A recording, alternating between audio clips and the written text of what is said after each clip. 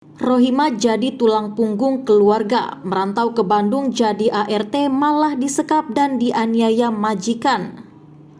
Asisten rumah tangga alias ART di Bandung bernama Rohimah merupakan tulang punggung keluarganya di kampung. Merantau ke Bandung dengan harapan memperbaiki nasib, Rohimah malah jadi korban kekerasan dan penyekapan yang dilakukan dua majikannya, yakni Yulio Christian dan Laura Francilia. Rohimah kini sudah pulang ke kampung halamannya di Kabupaten Garut walau kondisinya belum sepenuhnya pulih. Rohimah babak belur terutama mengalami luka serius pada bagian mata dan kepala akibat penganiayaan yang dilakukan Yulio dan Laura. Penyiksaan itu dilakukan Yulio dan Laura di kediamannya di perumahan Bukit Permata RT 4 RW 22 Desa Cilame Kecamatan Ngampra Kabupaten Bandung Barat. Kejahatan pasangan suami istri tersebut kemudian terbongkar setelah warga mengevakuasi Rohimah di rumah pelaku. Yulio dan Laura akhirnya resmi menjadi tersangka lantaran terbukti menyekap dan menganiaya Rohimah. Anggota Jabar Quick Response Rini Marlina mengatakan korban ini merupakan tulang punggung keluarga. Rohimah harus membiayai seorang anak dan orang tuanya yang sudah sepuh. Ayah serta ibunya sudah tua dan kakak serta adiknya belum bekerja juga.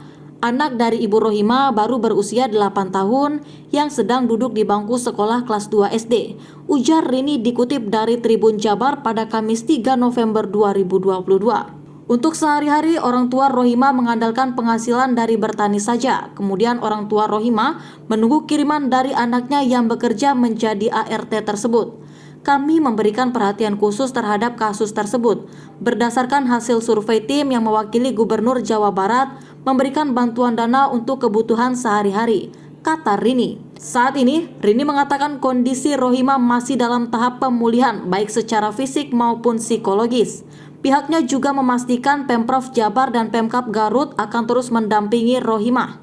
Korban telah pulang ke kediamannya di Kabupaten Garut. Pulangnya diantar menggunakan kendaraan ambulans sambil pengobatan rawat jalan, ujar Rini. Disambut jeritan anak.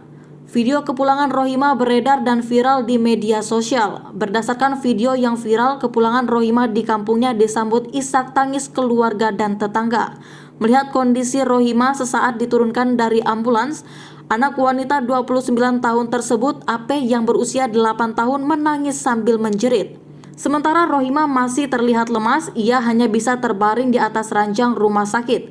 Dikutip dari Tribun Jabar, tetangga Rohimah terdengar ikut menangis. Bahkan beberapa di antara mereka menghardik tingkah jahat Yulio Christian dan Laura Francilia kepada Rohimah. Manusia biadab, ucap salah satu tetangganya. Hingga sore, tamu terus berdatangan. Beberapa di antara mereka mengajak Rohimah berkomunikasi tentang apa yang selama ini terjadi di rumah majikannya. Rohimah ditempatkan di ruang tengah di kediaman orang tuanya. Ayahanda Rohimah, Amit, mengucapkan rasa syukur sang anak sudah kembali pulang dengan selamat.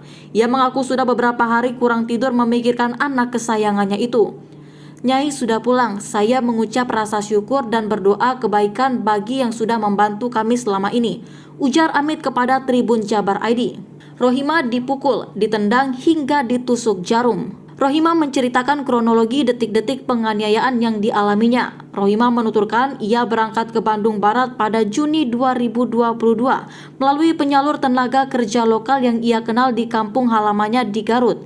Awal bekerja biasa saja. Majikan baik, tidak berbuat kasar. Saya berangkat ke Bandung bulan Juni, ujarnya kepada Tribun Jabar ID pada Rabu 2 November 2022.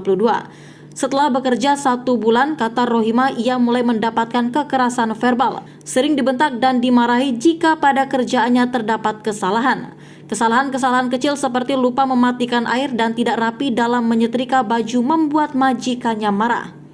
Karena majikan gampang marah, saya jadi tidak betah. Terus menelpon ke orang tua, ingin dijemput saja, ingin pulang, ucap Rohimah. Komunikasi dengan orang tuanya itu membuat sang majikan marah besar. Setelah itu, ponsel dan dompet yang berisi data penting dirampas oleh majikannya.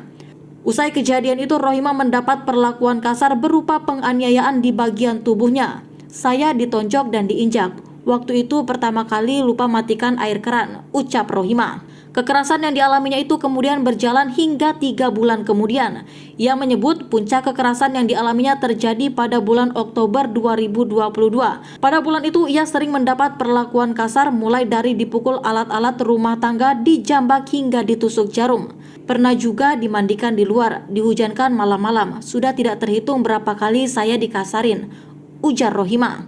Rohimah menyebut ia tidak pernah diajak keluar rumah selama bekerja dengan majikannya itu. Waktu keluar rumah hanya sebatas ke warung untuk membeli kebutuhan rumah. Saat di warung juga, menurutnya para tetangga sering bertanya kepadanya terkait luka yang dialaminya. Rohimah hanya bisa menjawab luka tersebut merupakan bekas terjatuh dan alergi makanan. Tidak jujur karena takut, ungkap Rohimah.